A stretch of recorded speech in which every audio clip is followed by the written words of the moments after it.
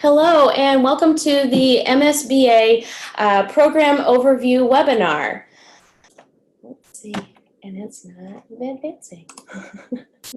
All right, thank you all so much for joining us tonight or this morning, depending on where you're at.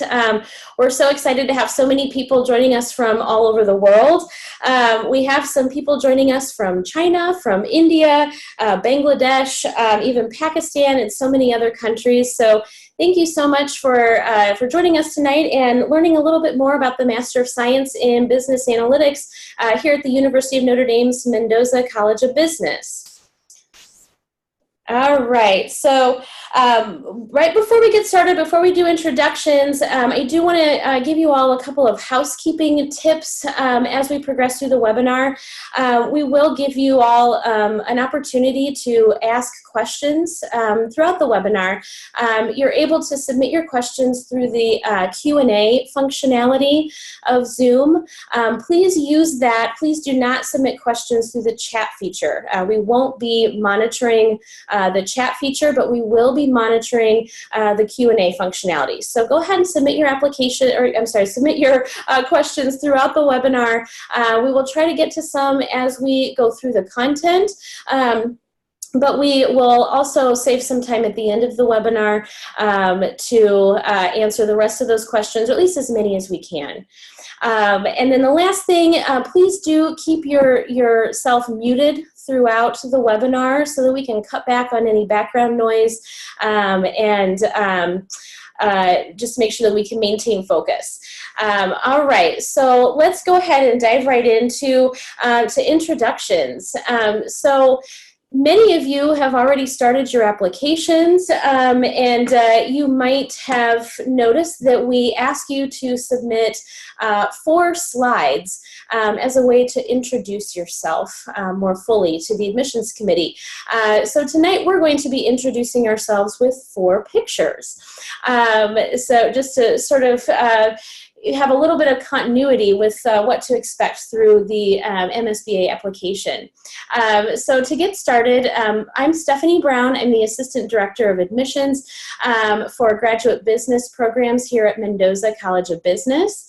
Many of you have already had an opportunity to meet with me, talk with me over phone or email, and it's been wonderful to get to know all of you. So I'm thrilled that you're joining us today. So just a little bit about myself with the 4 photos. That first photo up at the top is a picture of me with my husband and my 2 sons. And we're at the Notre Dame football stadium. And this picture is sort of twofold for me. One, I absolutely love my family. They're my first priority. I love being a mom, love being a wife. And my family just brings me a lot of joy. So I wanted to share them with you. But also because we're in the Notre Dame football stadium, I think it's important to note that I was born and raised right here in the South Bend area. So I've grown up loving Notre Dame and continue to love it, not only as an institution and a football team, but also as an employer as well. It's been a great opportunity for me in my career.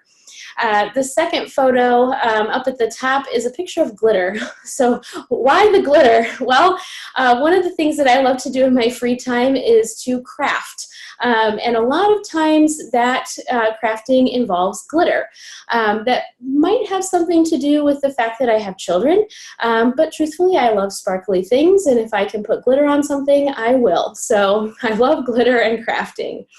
The next picture, first one on the bottom, also twofold. So that's a Starbucks coffee cup that you see with some pumpkins. So I think that was meant to be a pumpkin spice latte advertisement, but really what this photo means to me is that I love coffee. I start my day with it. I end my day with it. I manage to still sleep on caffeine, and I, of course, love Starbucks. It's my favorite coffee. And then the pumpkins, for me, just sort of signify the fall season. Here in Indiana, we have a beautiful fall.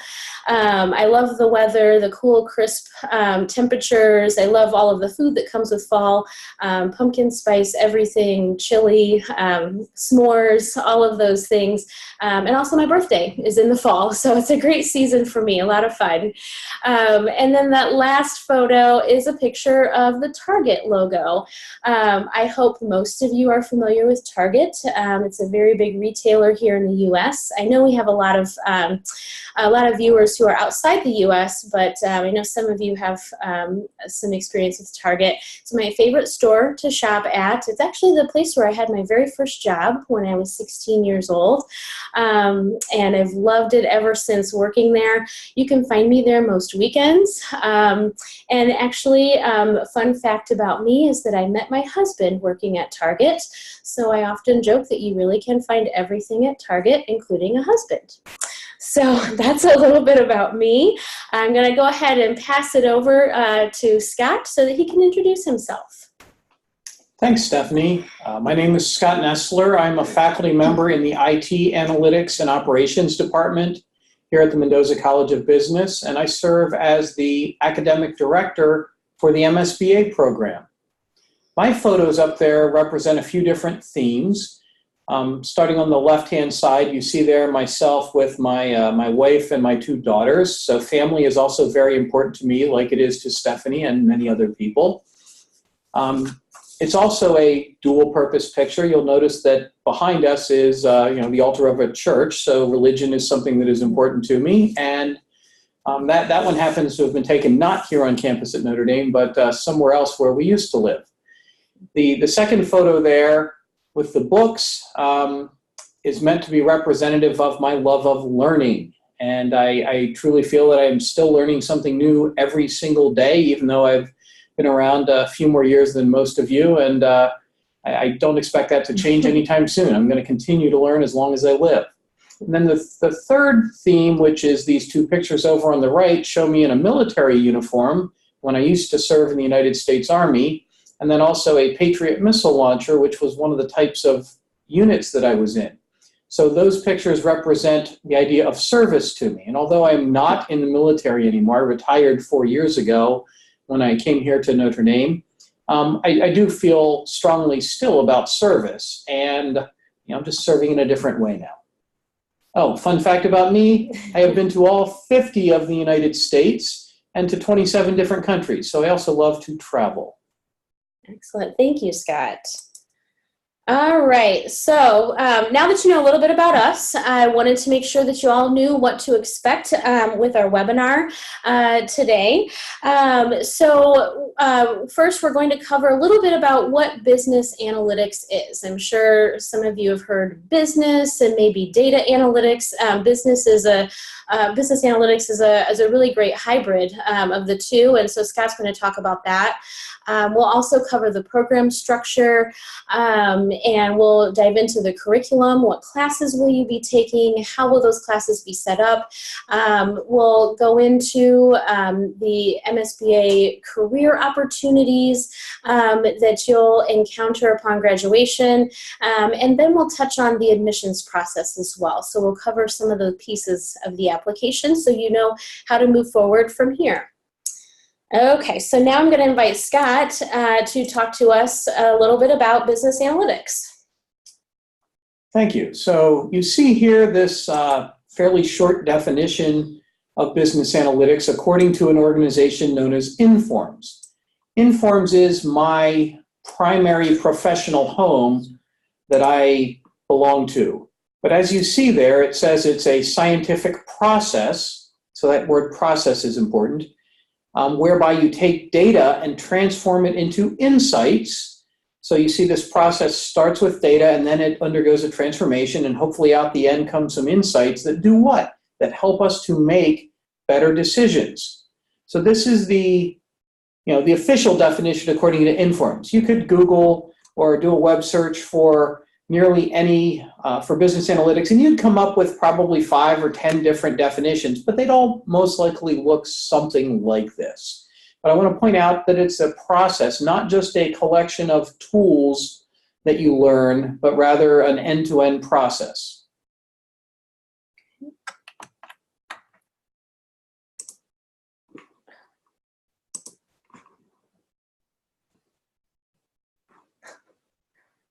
Hold on one second.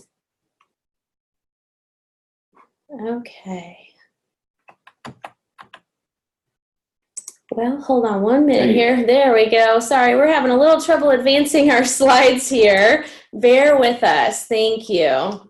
Okay, so here's another view of analytics as a continuum, which is in some ways a loose synonym or means the same thing as process. Notice that on the left-hand side, it starts with data, and then on the right-hand side, you have a decision to be made or an action to be taken.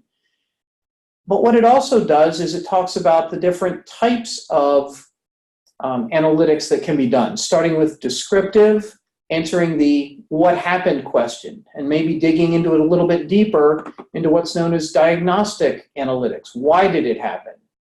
Of course, then once we kind of know what happened in the past and why, we want to use that hopefully to give us insight about what should we do next, or what do we think is going to happen in the future.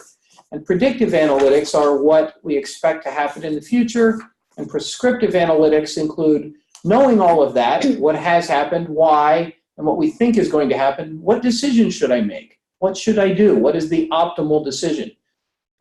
You will be exposed to all of these types of analytics within our MSBA program.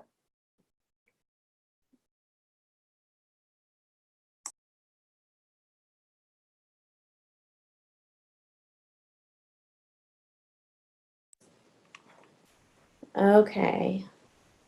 Here we go. Sorry about that, guys. We're still having a little trouble advancing our slides. There we go. Okay. There you go. So I mentioned this process, and one way to represent this is one version of it. Again, this also comes from Informs and their Certified Analytics Professional program, which is a certification program that can be earned. Notice it's this list of 7 steps, starting with, well, what is the question, or what is the business problem that we want to answer? And then you take and frame that into, well, how can I approach that with analytics? Then you have to do things like go and find the data. Maybe you already have it, or maybe you don't. Then you have to choose what methodology or what approach, what type of model am I going to build? Then once you are happy with it, you put it into deployment, actual use, and then maintain it as things changed over the course of a life cycle. It looks like this nice, straightforward, 1 through 7 list, but it's really not that pretty. Oftentimes you'll get to one of the steps and realize, oh, well, I don't really have all the data I need. Let's go back and maybe modify the question, or now that I have the data to answer that question, maybe this isn't the best type of model, or something has changed since I first built my model, I need to update it. And this is not the only process that we could consider. Down at the bottom, there are a couple of others that are commonly used. The one that's called CRISP-DM stands for the Cross-Industry Standard Process in Data Mining, or SEMA is something similar from the company SAS.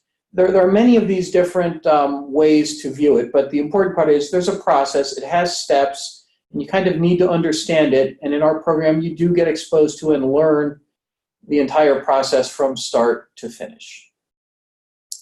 Okay, and we saw a raised hand from Sophie while Scott was talking. So if you do have any questions, just as a reminder, and for anyone who's logged in a bit late, if you have questions, please go ahead and enter them in the Q&A functionality, and we'll be happy to address those. We'll save some time at the end of the webinar to do that. Chances are we'll probably cover some of your questions just as we go through our content. But we will, if you have a question, go ahead and just enter it in the Q&A function. Okay, so now that you know a little bit more about what business analytics is, let's talk about the MSBA and the structure of the program. So this program is 10 months, or rather a full academic year, for an academic year in the U.S. standards. So the program begins in late August and it ends in early May, so approximately 10 months time span. And it is a 31 credit hour program.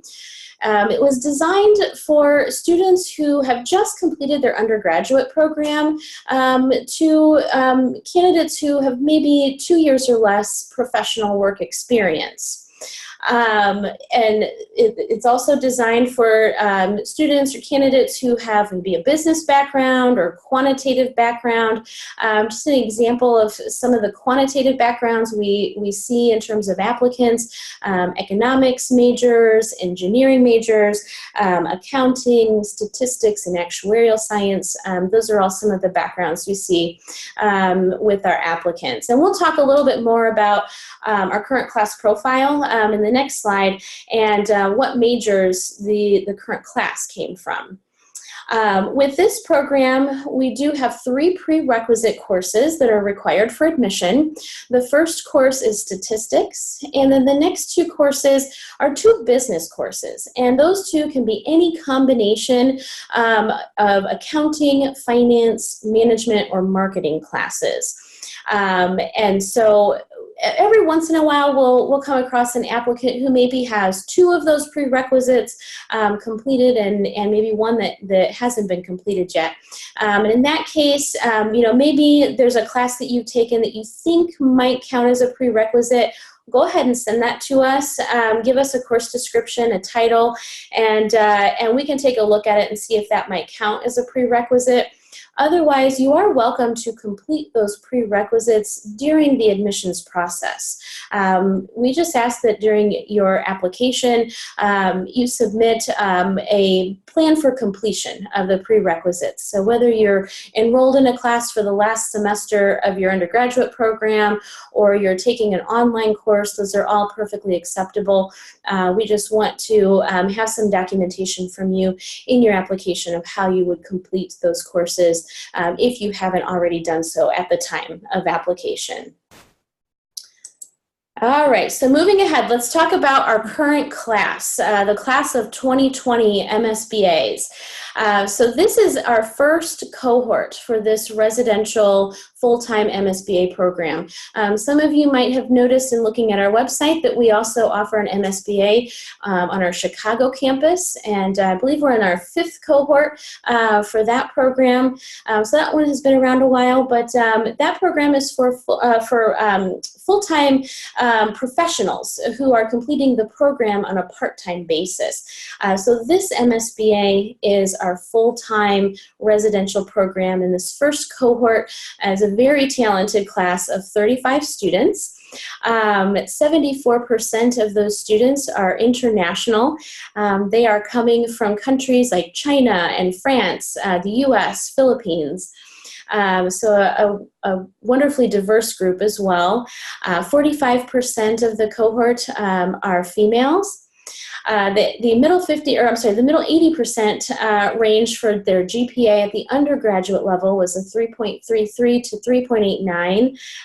Middle 80% on the GMAT, 654 to 746.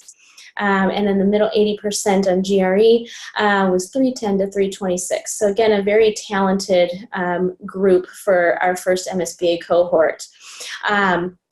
And then again, as promised, here's some of the undergraduate majors that they represent. So 38% of that class had a business or management major, 31% were finance majors, 15 were economics majors, and 12% were accounting majors. And then there's a small percent that we categorize as other, a variety of other undergraduate majors that didn't quite make it into that top 4. All right, so program structure. So how is everything set up in that full academic year? So the academic year, of course, is broken up into 2 semesters, fall and spring. And then each semester is broken up into 2 modules, or what our students call mods. So in total, there are 4 mods with this MSBA program, and each mod lasts 7 weeks. So at the end of a mod, you will start a brand new set of classes. Between mods 1 and 2 and mods 3 and 4, you have a week-long interterm. And that is a very sort of intensive experience, deep dive into a particular subject area within analytics that you will work on with the whole cohort. And then in between mods, in between the fall semester and the spring semester, you have a bit of a break. And then once you're done with that spring semester, you're done. So you've completed this degree program in just 1 year. So next, let's go ahead and turn it back over to Scott, and we'll talk more about the curriculum and classes that you can enjoy. Great. So you see here on the screen the 2 semesters, fall and spring, that Stephanie mentioned, as well as the 4 mods, 1, 2, 3, and 4. And if you look at that list in the first column under the fall semester heading, you'll see, hey, it looks like there's more classes in the fall than there are in the spring. Very observant, and you'd be correct. And that's by design, not by accident. So what do we do when you get here on campus? Well, you get an introduction to business analytics, which includes a bunch of statistics and some broader sort of contextual information about analytics and where it fits in business. You do a data exploration and visualization class, which is done in Tableau. You take a data management class, which introduces you to coding in SQL or structured query language and R. There is an ethics in business analytics course. And then there is a Bridge to Success class. And what this is meant to get you start thinking about career options after graduation and starting preparing for interviews and networking and things like that. Then in Mod 2, you continue the learning on statistics, and you get introduced to predictive analytics. Remember, I mentioned the descriptive and predictive and prescriptive, so now we're moving on to predictive. We're thinking about the future. That course is actually currently taught with SAS Enterprise Minor, which is more of a drag and drop interface rather than coding, because at this point your coding skills are still fairly early on or developing. But we do throw another language at you during Mod 2, which is Python, specifically as applied to data analytics. And then because it isn't all about the math, we also have a course in data storytelling. You know, many times analysts are required to take the results of the complex analyses they've done and explain it to people who don't have the same level of a technical background. And being able to do that takes practice. It isn't natural for most of us. So the fall semester actually includes 18 of the 31 credits. If we now move over to the right-hand column in the spring semester, where there are 13 credits, you'll see that the coding continues now with machine learning, which is done in both R and Python, because now you've been introduced to and have some experience with both.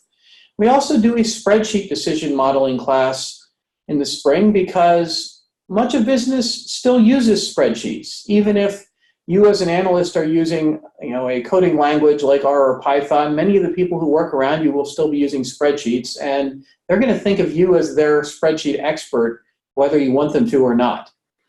You'll notice also that this is when the analytics capstone experience begins, which takes place in both Mods 3 and Mod 4. This is a real-world, hands-on, experiential learning opportunity where you work in a team of roughly 4 or 5 students and get paired up with a real-world company who has a business question or problem that they want to be solved, and they have data that they provide to us under a data use agreement. Students have to sign a non-disclosure agreement to participate in this, to say they won't share any information or data that they learn through this with other companies. But it's a really good opportunity to work through the entire analytics process from beginning to end with a real-world client who, as I said, maybe doesn't understand analytics as good as you do at this point. And then notice there's also an elective. So rather than being completely structured, our program does allow for 2 electives, one in Mod 3 and another one in Mod 4. I'll talk more about what the courses you can choose from are on a later slide. And then Mod 4, where you continue the capstone and present the results of that, you also take the second elective and also an unstructured data analytics course. This is mostly done in Python, although R is used somewhat there as well. And data doesn't always come in nice rows and columns of numbers the way we're used to seeing in spreadsheets. It sometimes comes as raw text that maybe needs to be analyzed and processed. It might be video files, or it could even be audio files, or who knows what. So during Mod 4, we teach you about unstructured data analytics, and we find that students often will apply that in their capstone experience. So there's the curriculum, all 31 credits laid out for you. Actually, I've only talked about 29 of them. There's 2 more I need to talk about here. So on the next slide, you'll see that this is a list of those 2 interterm experiences that take place in between mods 1 and 2 in the fall and mods 3 and 4 in the spring. And for 1 week, you dive deep into a particular topic. So in the fall, you learn about data wrangling with R. Wrangling is sort of means wrestling with, or cleaning up messy data and turning it into something we can use in doing analysis. And then in the spring, you do this integrated analytics deep dive, which is kind of like a mini capstone process in a week. Sometimes you get a really long time as an analyst to work on a project. Other times, you may be working for someone who says, hey, I need the answer to this by 2 days from now. And so here we're going to stress you a little bit, but in a good way. Stretch you is probably a better word than stress. But we're going to stretch you a little bit to go through the analytics process quickly. And then at the bottom of this slide, you see the 6 electives that you can choose from. You see there social media, sports, marketing, strategic business technology, Excel VBA, Visual Basic for applications, particularly applied to data analytics. And then there's one that's a little bit different, the Lean Six Sigma, which is all about quality management. That's actually a 4-credit course. All of the other courses in the program are pretty much 2 credits. So if you choose to do the Lean Six Sigma elective, that essentially fills both of your elective slots, the one in Mod 3 and the one in Mod 4. So one question you might wonder is, well, how do I decide which of these I should take? Well, I'd say there's 2 approaches. One is, which ones are of the most interest to you? The other one would be, well, which one would be most useful to you in your follow-on career opportunity? I mean, especially if at that point you have a position already arranged and you know what type of company you're going to be working for, they may have some thoughts and help you with providing some input on, hey, I think it would be a really good idea if you did, this or did that based on what we plan to have you do when you graduate and, start working. So the last thing that I'll talk about related to the coursework is the Capstone project course. And as I mentioned, it's a semester long, the entire spring semester, both Mod 3 and Mod 4, experiential, which kind of means hands-on learning opportunity. And notice here, it has 3 goals. We're trying to get you to put together and use all of the knowledge, all of the skills that you've acquired over the course of the program.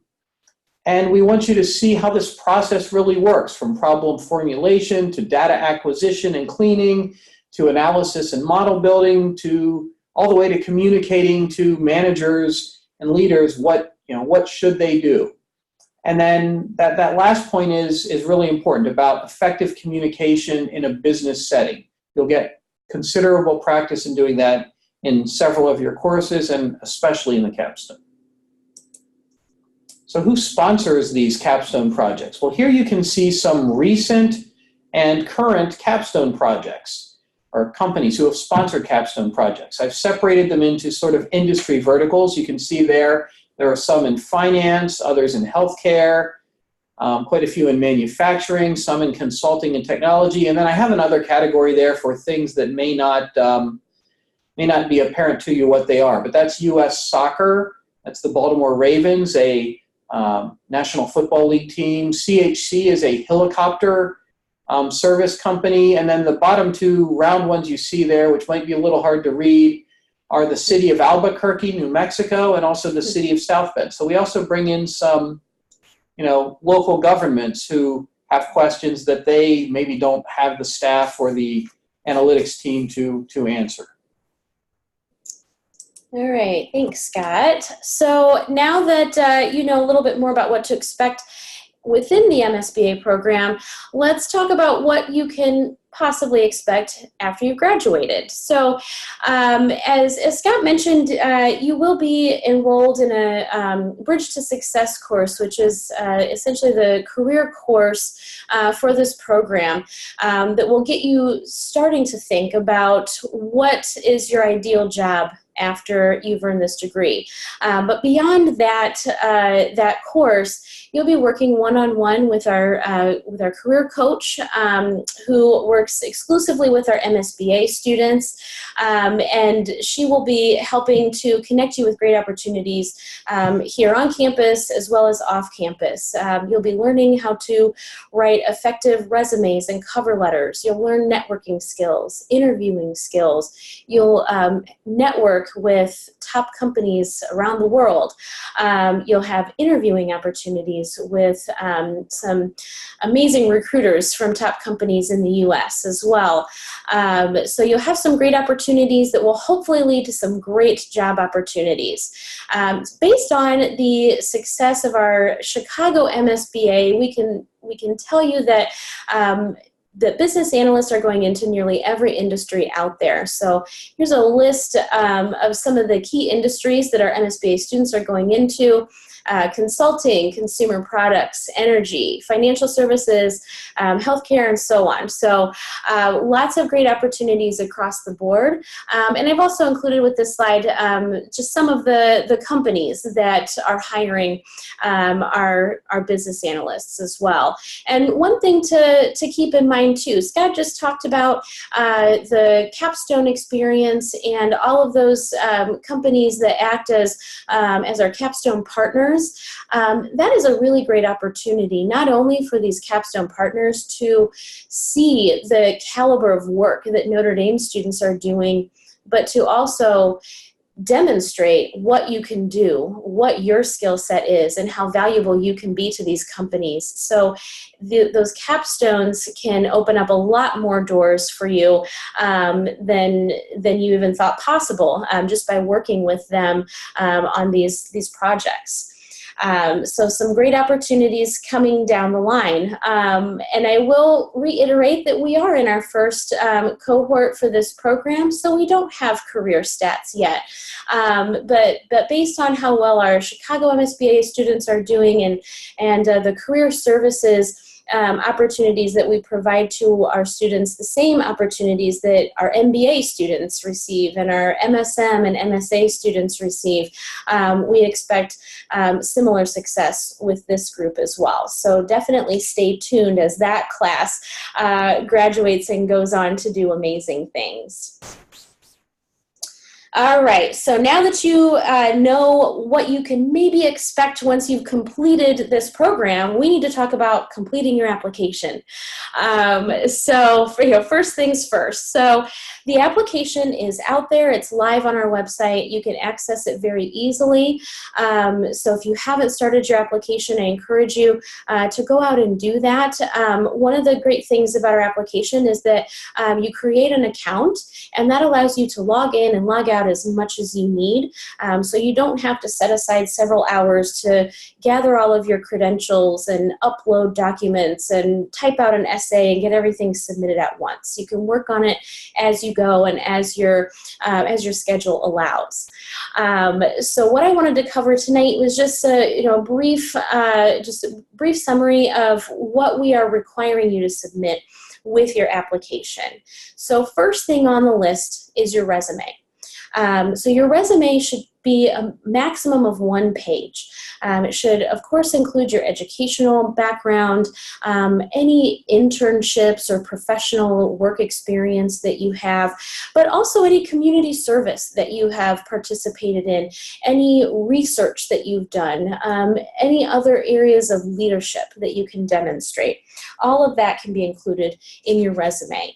I know that for some of the applicants that I've worked with in the past, they find it hard to fill a full page for a resume when they're still in their undergraduate program. But really anything that demonstrates research, learning, leadership, commitment to service, all of that can go into the resume, and it's all very valuable for the admissions committee to review. So next on the list are your recommendations. So we do require 2 recommendations for your application. You can submit up to 3 if you would prefer. One of those recommendations should be an academic recommender. So someone who has worked with you in your undergraduate experience, maybe a professor of a class that you really excelled in, or your academic advisor, maybe someone who you've done research with. Any of those kinds of people would be great recommenders. Your second recommender could be another academic recommender. Could be maybe a professional recommender. Maybe you've had a really great internship experience and your supervisor is willing to write a recommendation letter. Or you've already had a little bit of work experience. So those are great recommenders as well. Maybe you've been really involved in sports or athletics, and you have a coach who can talk about your work ethic or your drive to succeed. Or maybe you've been really heavily involved in community service, and someone you've worked with in depth on your commitment to service can talk about that aspect of you as well. So your recommenders should hopefully give the admissions committee a much more well-rounded view of who you are as a student, how you perform in the classroom, how you perform in the workplace, or what maybe your commitment to service or dedication is. So the next item on the list would be your official transcript. So there's absolutely no better predictor of your ability to succeed in this program than how well you've performed in your undergraduate program. So we do require that you submit your transcript. If you have perhaps gone to two different undergraduate institutions, maybe you transferred from one to another, or you've done a summer program somewhere, or you studied abroad for a semester, or maybe you already have some sort of a graduate degree as well as an undergraduate degree. We've seen that as well. We do ask that you submit all transcripts for all institutions that you've attended. Even if credits have transferred over to another institution, we still ask for the individual transcripts from each institution. So please keep that in mind. Next on the list, official test scores. So first we'll talk about the GRE or the GMAT. We accept both. We have no preference. Which test you choose is your preference alone. The GMAT is more focused on quantitative skills, whereas the GRE has a better balance of quantitative and verbal skills. So that's your choice. And with your scores, one thing I will mention, and I'll reiterate this later on in the webinar, but you do not have to have scores in order to submit your application. Perhaps you want to submit your application by a deadline, but you haven't taken the GRE or GMAT yet. No problem. We allow you to submit a future test date in your application in the test score section. So feel free to submit just the future date, and then those test scores can come in a little bit later. And again, I'll talk more about that in a later slide. The other set of scores that we may or may not need, if you are an international student, we do require a TOEFL or an IELTS score to get a better sense of your English speaking and comprehension abilities. So one caveat to this is if you are an international student who has completed your undergraduate degree in the U.S., or you have studied in the U.S. for 3 consecutive years, then you are exempt from this requirement. Additionally, if you are an international student studying internationally, but the medium of instruction at your institution was English, then you are also exempt from this requirement. So by virtue of your U.S. transcript, we will automatically waive this requirement on your application checklist. Or if the medium of instruction was English at your international institution, you simply need to submit a letter, an official letter from the institution. Usually it comes from a registrar that indicates that the English was the medium of instruction, and then we will waive that requirement.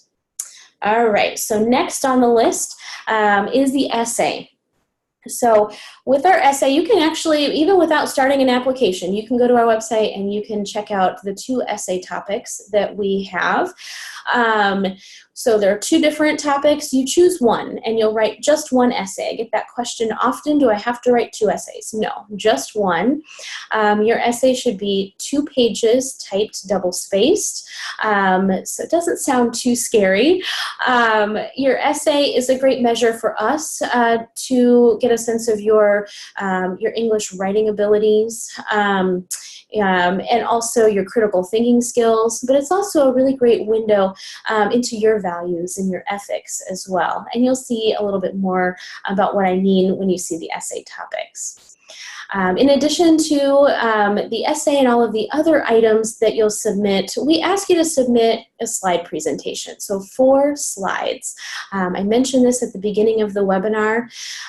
Nothing else in your application really gives us a sense of who you are as a person and as an individual, what your personality is, and how you would fit into our community.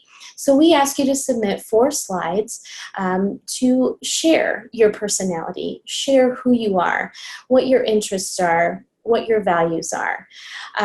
One thing I will note about this is that you cannot upload a PowerPoint presentation in the application. So you'll have to save your slides as a PDF, and you will upload in that manner.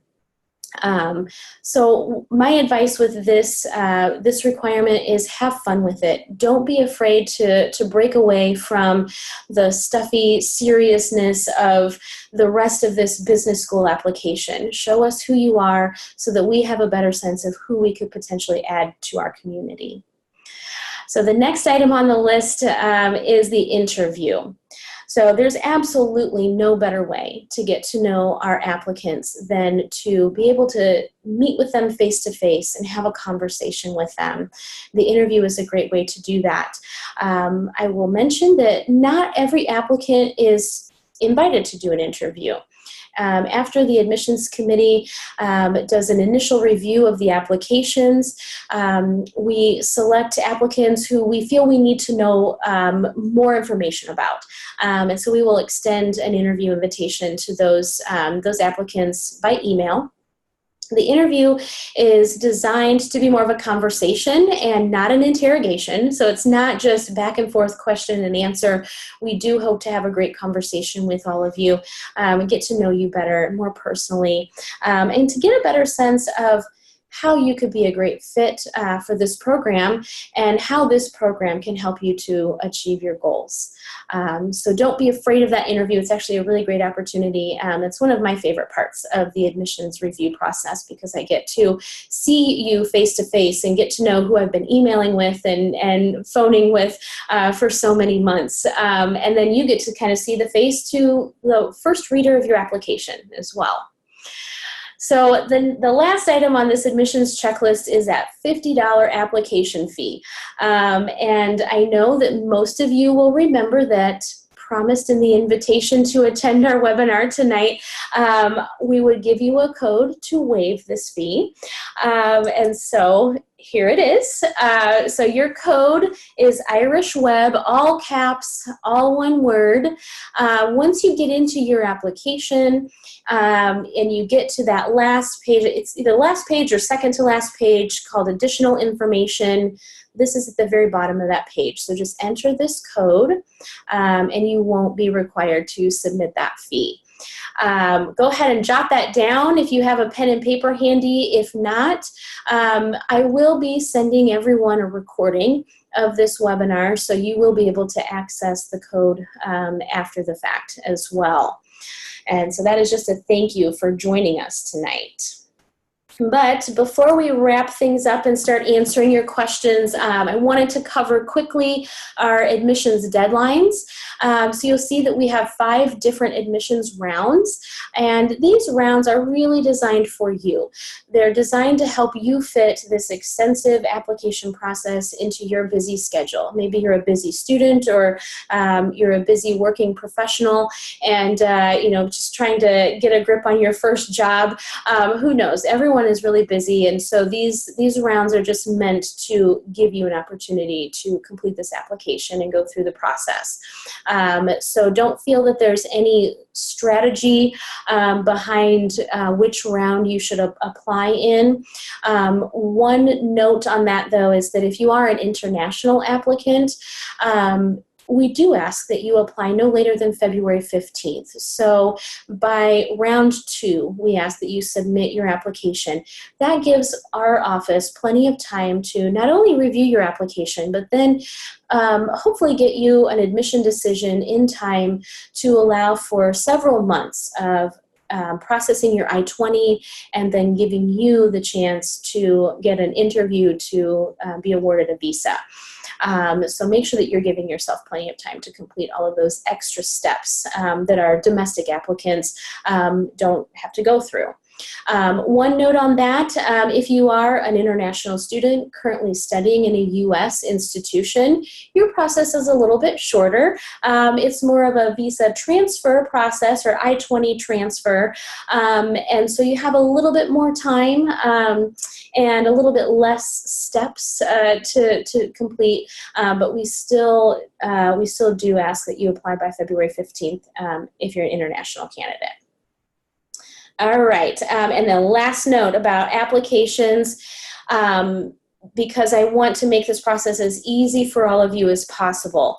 In order to click submit on your application and meet those deadlines, all we need are your parts of the application. So the completed form, your resume, your essay, your slides, and your recommender contact information. So as long as we have all of that with your application, you can click submit and you can be confident that you have met the deadline for your round. Everything else can come in after the fact. I already talked about the test scores. You can submit those later, submit future test dates within that application. And a note on the test scores. In order to help speed up your application process, we do accept unofficial student copies of score reports.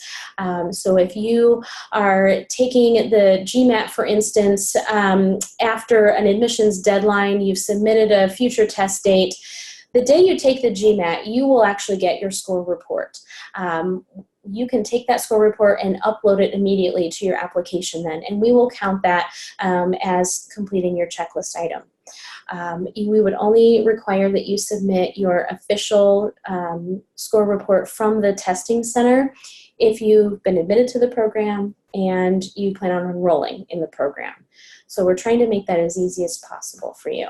Transcripts are the same way. We can take an unofficial copy of the transcript for the admission review process, and that will just sort of speed up the process. A lot of students can access their transcripts on their own by logging into their account. And we would only ask for an official copy, again, if you've been admitted and you choose to enroll in this program. So with that being said, let's go ahead and dive right into your questions. I see that there's a lot of questions in there already. So we'll go ahead and get started on those. Okay. So we have a question regarding applying to the dual degree, the MBA MSBA program and the MSBA program separately. So you can, but I would recommend really taking a look at the applicant profile for each program, because these programs really are built for two different kinds of students. The dual degree MBA MSBA program is designed for candidates that have much more work experience. The average for a 2-year MBA is around 5, almost 6 years of work experience. And that obviously, as we mentioned earlier, that's a bit high for the MSBA program. So typically you're going to fit into one program or the other based on your work experience, your age, your background, and so on. I would be more than happy to talk with you about what's your best fit. And so I will reach out to you potentially a little bit later this week, and we'll chat more about that. But typically, and we have had students who've applied to both, but typically you will fit into one program versus the other. All right. So the next one, is there a specific kind of work experience that we prefer?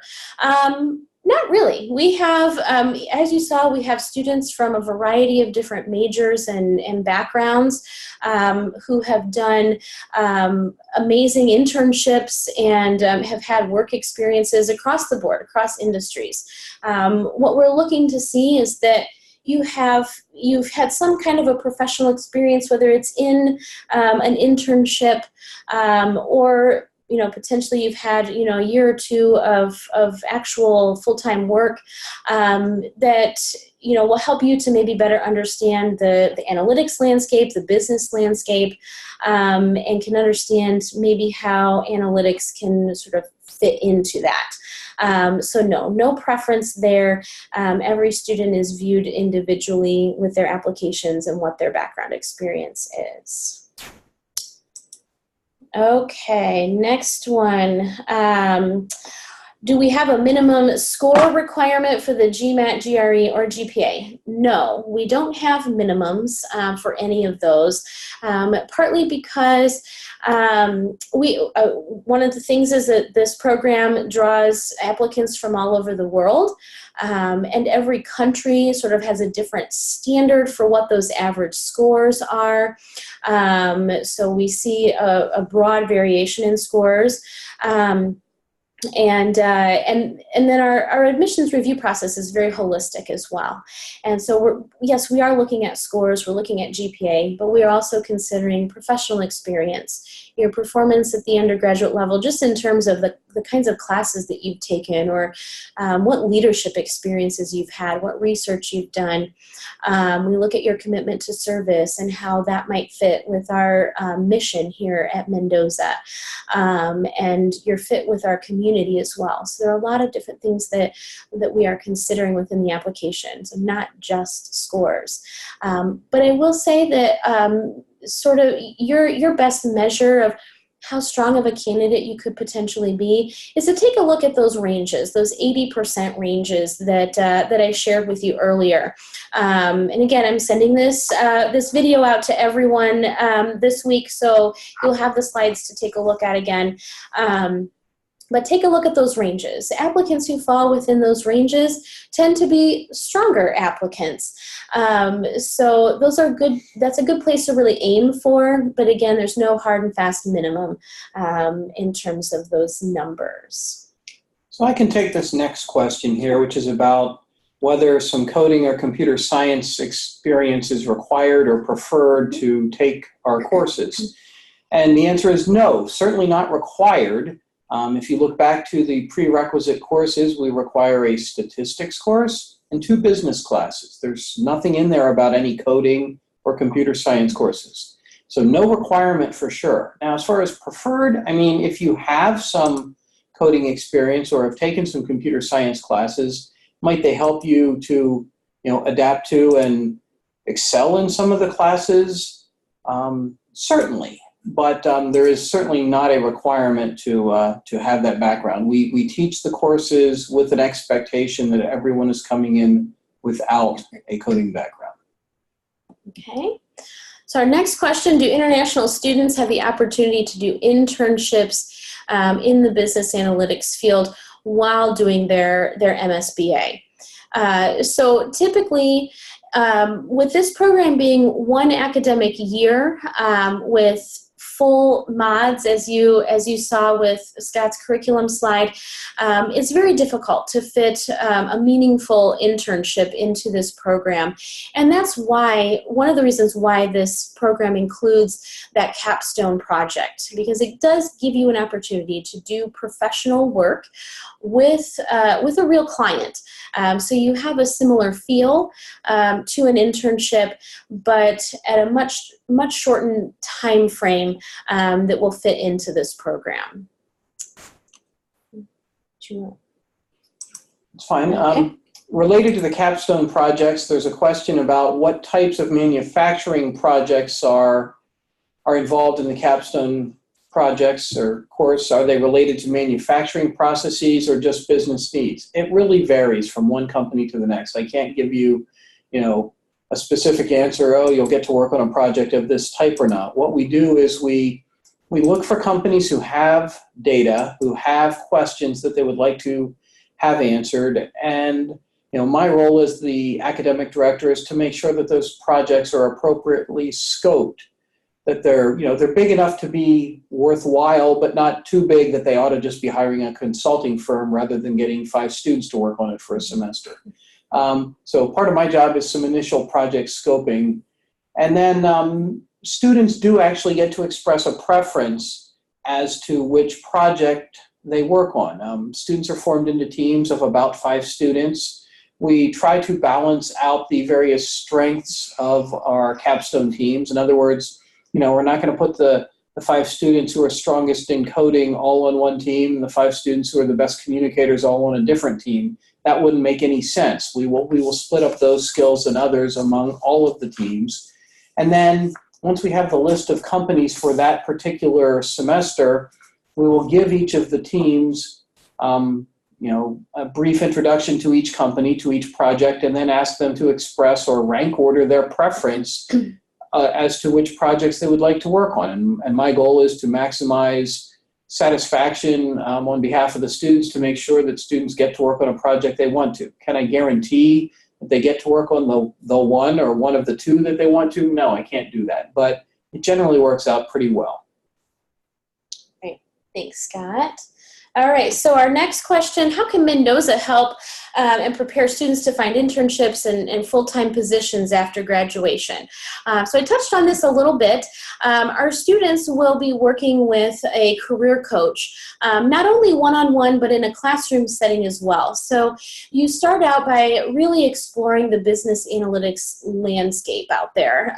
What industries are hiring? What are job titles that you might encounter that essentially do the same work as a business analyst, what functions, and so on.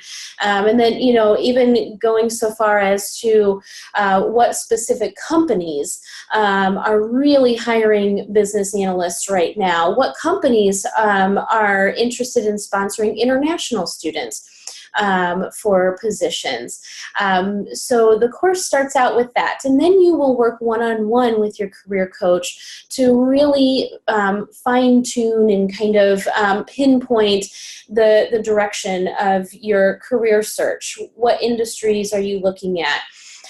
What companies within those industries meet your career goals. And then you will go into some workshops. You will have networking workshops. That's a big thing around here at Notre Dame, networking. It's not always about what you know, but about who you know. And because our Notre Dame students become part of our vast, very powerful alumni network, networking is really important because you never know when you might come across another fellow Notre Dame alum who may have a job opportunity that you can connect with. So you'll learn about that. You'll learn interviewing skills. How do you answer the tough questions? How do you develop your 30-second elevator pitch to kind of fit into that interview, your greatest resources and your greatest experiences and why this company should hire you? You'll learn about telling your signature story. So beyond, what are your skills, but why are you the person that will fit within this team? And then you'll be connected with recruiters from companies all over the country, all over the world. We have recruiting events and networking events all throughout the entire year. And so you'll come face to face with many companies to talk about their job opportunities. You'll have opportunities just to simply network and make those connections, become that memorable person that someone will go back to their office a day or week later and say, yeah, we definitely need to think about this person for our next job posting. And then we have interviewing events on campus as well. So you'll have access to all of those things throughout this program. And actually I'm going to turn it over to Scott because Scott will talk a little bit more about sort of the recruitment timeline and when that happens. I think that's important to note as well. Sure. So keep in mind that our students in our first cohort for the MSBA program have been here on campus now for not even quite a month, just under a month. But next week, actually, we have coming up a Career Connect night sponsored by the department that I am in, the IT Analytics and Operations Department. And then the night after that is the campus-wide career fair. Those students are certainly going to participate in that, and they're going to go there and they're going to talk with companies and have some networking engagements. But this is not their primary opportunity to find a job. It's way too early in the process for that. But it's good practice, and it also maybe makes them aware of some opportunities in industries and companies that they previously just didn't know anything about. Talking with colleagues at other organizations, other institutions that run MSBA programs, one of the things we see is that the hiring in this field tends to, on average, happen later than what it does for, say, an MBA degree. Whereas much of the MBA hiring happens in the fall semester, in the MSBA space, it really pretty much happens in the spring semester. Remember that I mentioned there are 18 credits of courses in the fall and 13 in the spring. One of the reasons for that is we want you to have additional time in the spring to be going to job fairs, to be having interviews, to have networking opportunities, and spend dedicated time to that. So, as Stephanie mentioned, there's lots of opportunities, but just realize that although they start when you first arrive on campus, the real push is in the spring in this field. Let me jump in on this next one here that asks if we see entrepreneurial outcomes for MSBA students. In other words, do we see our graduates going and founding or forming their own businesses? Keep in mind, we have the first cohort of the on-campus MSBA program. The one that's in Chicago are people who've been working full-time and going to school, on an every other weekend kind of basis. But we do certainly see some of our undergraduate business analytics students doing entrepreneurial type things through the Idea Center here on campus. My suspicion is that going forward, we will see more of that from the MSBA students. But, like I said, the first group's been here for all of about a month right now, so it's kind of hard to give you a solid answer there. Okay, so our next question, if an applicant has a GMAT or GRE score coming in December while submitting their application in October, is that okay? The answer could be yes, could be no. So if you're planning to apply for the round 1 deadline, which is October 22nd, the notification date or the decision date for that round is December 13th. Typically, I require my applicants to submit all of their outstanding documents for the application within 2 weeks of that notification deadline. That gives our team, our admissions committee and our team plenty of time to process your application, review everything, read everything in detail, and arrive at the very best decision for you. We hate to rush decisions like that, and we also hate to get you a decision later than what's promised on our website. So if your score, if you are taking the GMAT or GRE and your score is coming in right at the very beginning of December, there could potentially still be enough time to process your application in round 1 and get you a decision on time. If it's not coming until very close to that December 13th decision date, then chances are you're not going to get a decision on time. So I recommend that, if you're taking the exam late, then wait and apply in the round after that. Okay. So next question, real quick one. How long does the slide presentation have to be? Just 4 slides, that's all. Just 4. You're just introducing yourself. So giving us a glimpse into your personality, what makes you tick, what you like, don't like, what keeps you busy in your downtime, things like that. Okay, so the next one, for international students studying outside the U.S., do we require the transcript to be verified by third parties such as WES? No, we do not. We only require that your transcript be translated into English when you submit it to us. You're welcome to have it verified, but it's not necessary. It's an extra step for you. We try to eliminate as many extra steps as possible.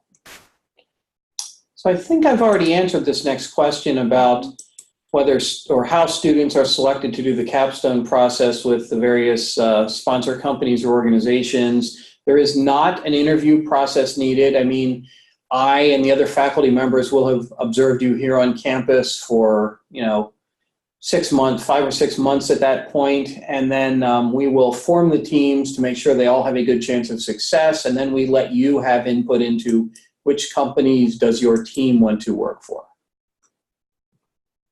Okay. All right, so the next question, does early decision work the same way that it does for undergrad? Is it binding? That is a great question. So yes, it is similar.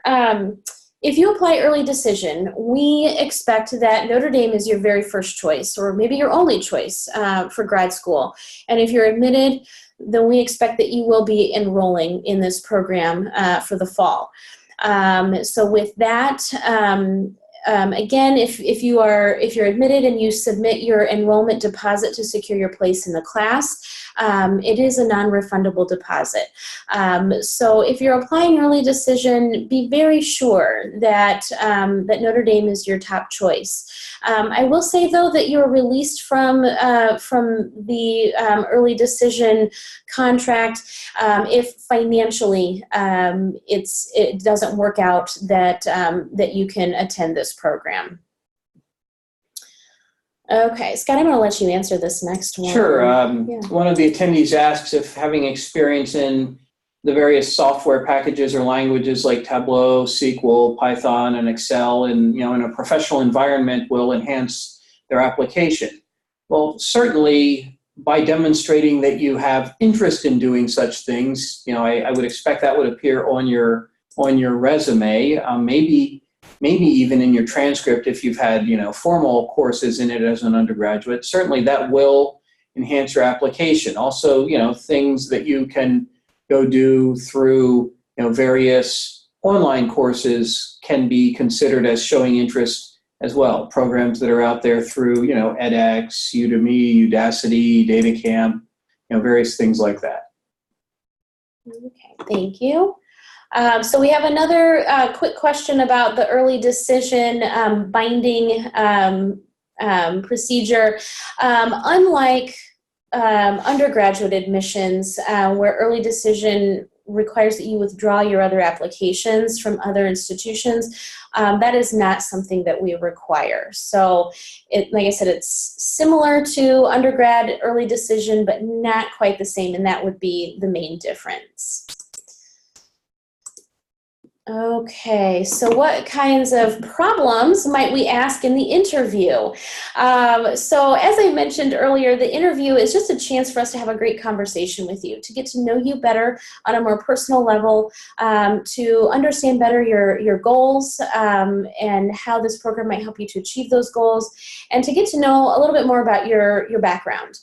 And so we're not going to necessarily ask you any problems in the interview. It's just more, again, about what is your background? What experiences have you had? And how might that help, how maybe have those experiences helped you to arrive at this program and decide that the MSBA is the next step for you? And, we ask some fun questions too, because we want to know more about who you are as an individual and what you like to do in your free time. There will be a case question, and so maybe that's the problem that you're asking about. And in that case, so I'm not going to share case questions because I want you to think, and that's what the case questions are really all about. It's about getting you to think analytically, and we don't ask you to necessarily give a direct answer to a question. It's more about what is your thought process behind coming up with an answer. So it's just to get you thinking. But I promise it's more of a conversation, nothing to worry about. Like I said, it's my favorite part of the application process because I get to know you. And that's how you should arrive at this interview, is that it's just a chance for you to tell me more about who you are. Okay, so let's see, next one here. Let's see. Okay, so we want to know a little bit more about why the latest date for international students to apply is February 15th. So again, that date allows us to have several months to for you to turn in all of your documentation to get your I-20 process. So if you are admitted, we want to be able to admit you no later than that round 2 decision deadline. That gives us approximately 3 to 4 months to have you turn in proof of finances documents and notarized copies of sponsorship and things like that. Paperwork that can take quite a while for students to round up and turn in. All documents that we need before we can ever put together an I-20 for you.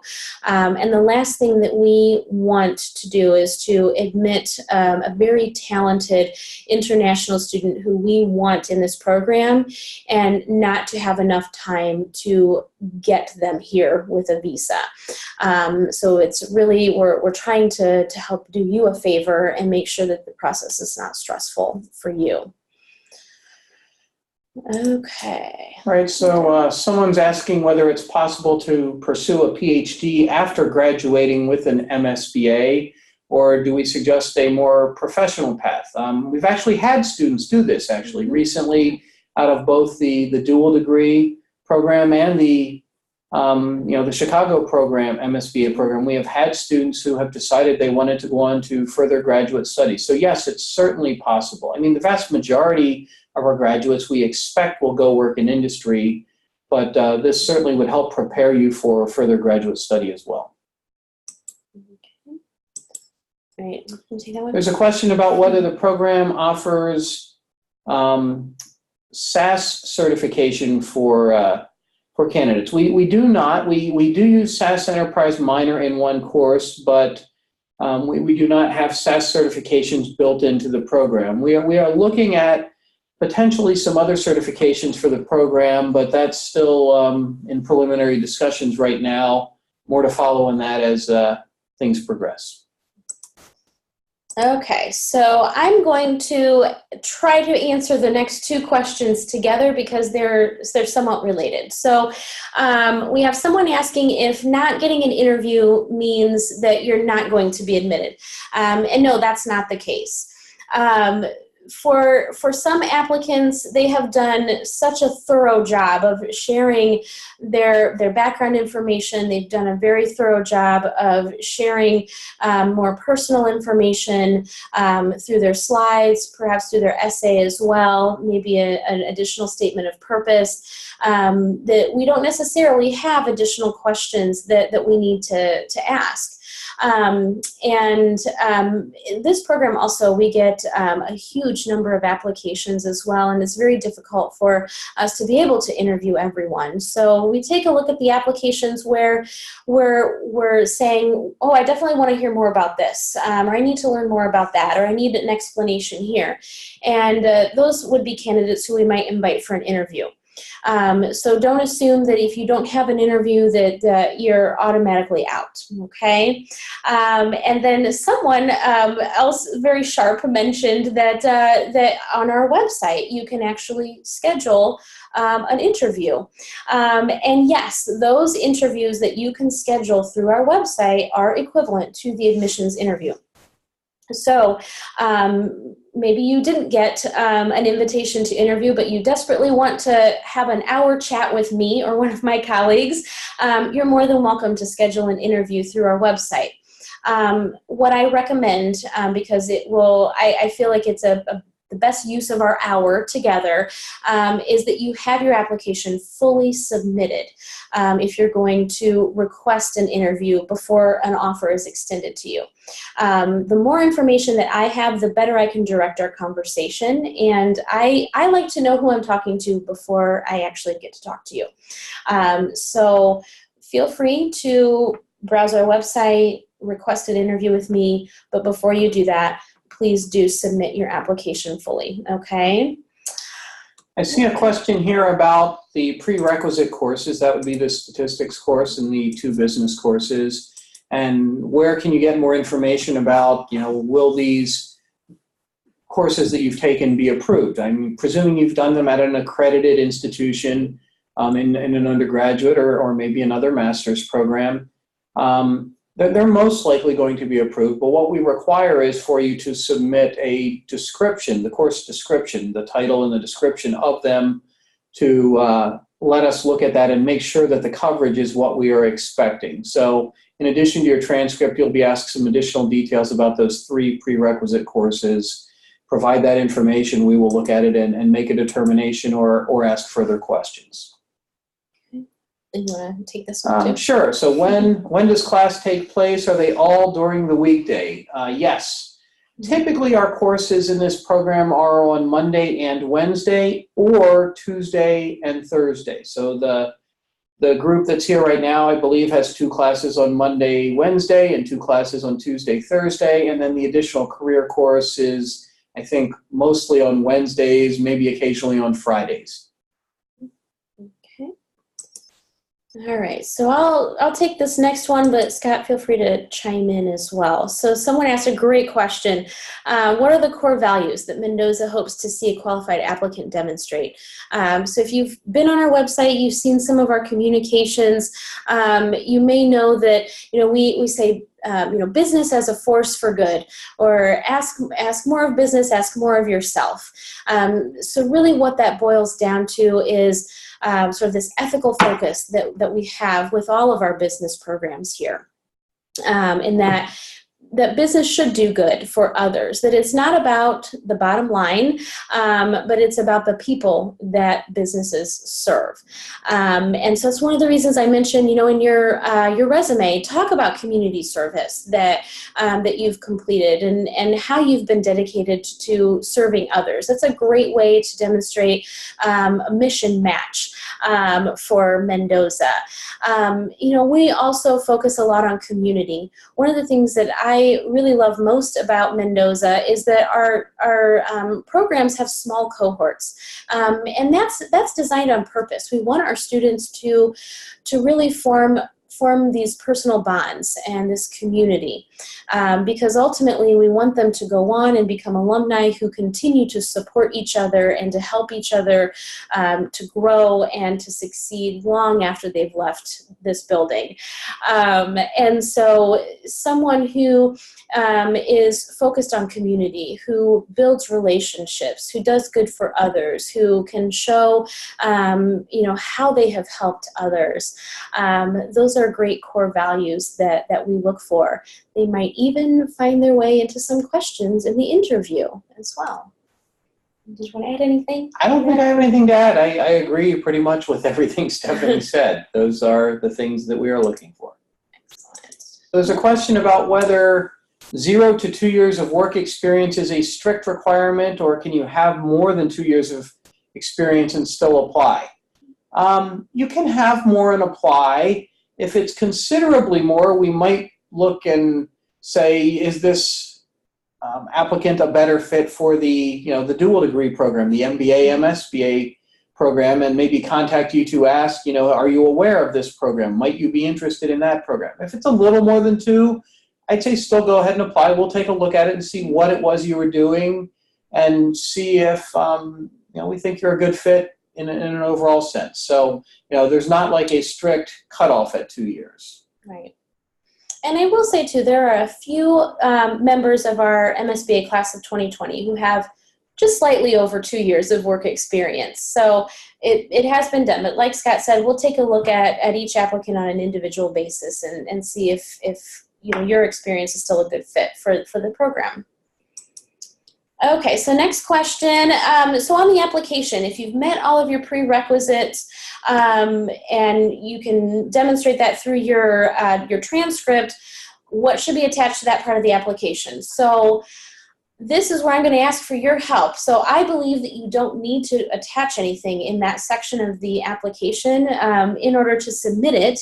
But if for some reason the application is requiring an attachment, please email me and let me know so that I can get that fixed. But as far as I know, you don't have to attach any document to that section as long as you have completed your prereqs. If you have not, then again, I'll reiterate, a simple short document that explains how you plan to complete the prerequisites that are missing, whether it's a proof of enrollment in a course or dates of courses that you plan to take online in the future. Next question says, what do we believe sets this program apart from similar programs at other schools? And well, I mean, Stephanie's already mentioned kind of the Notre Dame network, and yes, every college, every university has a network. I've graduated from 4 different institutions of higher learning, and every single one of them has an alumni association. And some of the ones are good, some of them are great, but I got to say, I haven't seen any like this. I mean, when I, as a Notre Dame faculty member who's been here for 4 years, who did not graduate from here, but as I reach out to alumni and explain, hey, I'm the academic director of this program. I see that you work at, this company where you likely have some data and maybe have some business questions. Would you be interested in sponsoring a Capstone? They are so welcoming, so eager to help when they hear that, I'm calling them from Notre Dame. So that's one thing I would say. The other thing I would say is we were one of the first programs out there to have a required ethics course in our curriculum, and it's not just a standalone ethics course. There are also ethics modules built into several of the other courses. If you were to walk through our lobby or atrium down on the first floor here in the building, you would see there's a quote up on the wall from the founding dean of the College of Commerce, as it was known when it was founded in 1921, that talks about ethics in business. So it's kind of in our blood, in our DNA here. It's something we've been doing for a long time. A lot of other schools are now starting to realize, hey, this is kind of important. We need to start thinking about this, but I think we're ahead in that area. Okay, so the next question, if some applicants are not admitted the first time around, could they get reasons for not being admitted and possibly have a chance to reapply? And yes, so what we typically do if a candidate has not been admitted to the program, we do offer opportunities for you to have a feedback session with our director of admissions. And we typically will do that during the summer months. So June and July are when we conduct those feedback sessions. So if you were to reach out to us prior to that, it's a very busy time. We are very busy through the fall and the spring, processing applications and hoping to get decisions out on time. So it's hard to step away from that process. But once we have much more quiet time in our admissions process, we can focus on those candidates who didn't have an opportunity to join the program and sort of help you to grow and learn and what you might be able to do a little bit differently next time around. So yes, we're happy to do that. And yes, you certainly can reapply to the program as well. So and one thing that I recommend for any reapplicants, and we could potentially have some of those in our crowd tonight, and that's wonderful. What I recommend if you are reapplying, you can use our reapply feature within the application, but I do recommend that you make some changes to your application, write us a different essay, update your resume, add some new skills or experiences to that resume. The application is a little bit different from last year, but give us some different photos on your slides, but change it up a little bit. Show growth through your reapplication if that's where you're at this year or if that might be where you're at next year. But to see some growth in our applicants could make a big difference with the admissions committee. So we have a question about whether there are scholarship opportunities. Typically at the graduate level, they're called fellowships as opposed to scholarships, but it's effectively the same thing. Yes, there certainly are. And what I would say is that the amount of any fellowship that would be offered, should you decide to apply for that, there's a question on the application asking if you want to apply for fellowships or be considered. It's based on the strength of your application. You know, it's based on your grades. It's based on your test scores. It's based on your essay. You know, the how much do we want you to be part of our community? It's all of those things. It's the holistic evaluation that goes into it. Absolutely. Okay, so our next question is regarding the slide presentation. So, you know, any tips on that?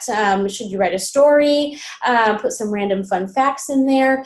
So I think that it's really important that your slides have some structure. Take each slide and make it a different topic.